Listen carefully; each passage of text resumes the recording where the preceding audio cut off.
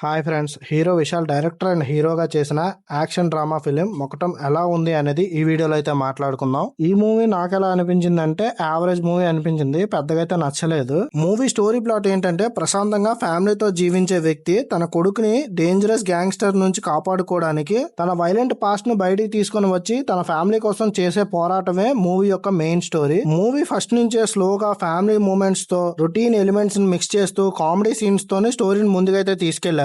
ఒక serious action డ్రామాకు ఉండే flow ని ఈ కామెడీ సీన్స్ అనేవి కొన్ని ప్లేసెస్ లో డిస్టర్బ్ కూడా చేస్తాయి. అంతేకాకుండా మెయిన్ కాన్ఫ్లిక్ట్ ని కూడా చాలా లేట్ గా రివీల్ చేశారు, అది కొంచెం మైనస్ అనిపించింది. విశాల్ మల్టిపుల్ రోల్స్ లో కనిపిస్తారు అని తెలిసిందే, బట్ ఫస్ట్ హాఫ్ లో ఆ యాంగిల్ ని ఎక్కువగా ఎక్స్ప్లోర్ చేయలేదు. దాని వల్ల ఫస్ట్ హాఫ్ ఎందుకు వెళ్తుంది ఎటు వెళ్తుంది అనే కన్ఫ్యూజన్ లో పోతుంది. అంతేకాకుండా చాలా వరకు రిపీటెడ్ సీన్స్ అయితే ఉంటాయి, దాని వల్ల లాగ్ అనిపించింది ఫస్ట్ హాఫ్.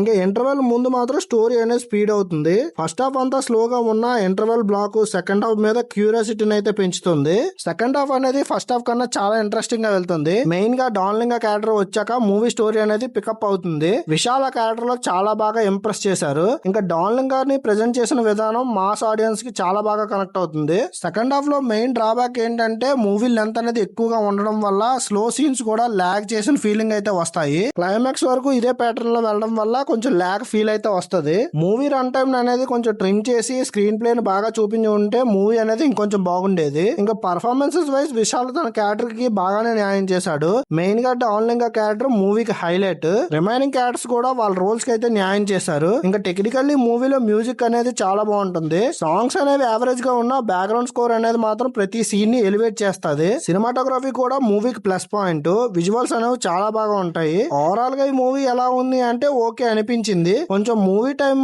రెడ్యూస్ చేసి రిపీటెడ్ సీన్స్ ని ట్రిమ్ చేసి ఉంటే మాత్రం సూపర్ గా ఉండేది. ఈ మూవీకి నా రేటింగ్ వచ్చేసి 2.25 అవుట్ ఆఫ్ 5. మీకు ఈ రివ్యూ నచ్చితే లైక్ చేసి కామెంట్ చేయండి. మరిన్ని ఇలాంటి రివ్యూస్ కోసం మన ఛానల్ ని సబ్స్క్రైబ్ చేసుకోవడం మాత్రం మర్చిపోకండి.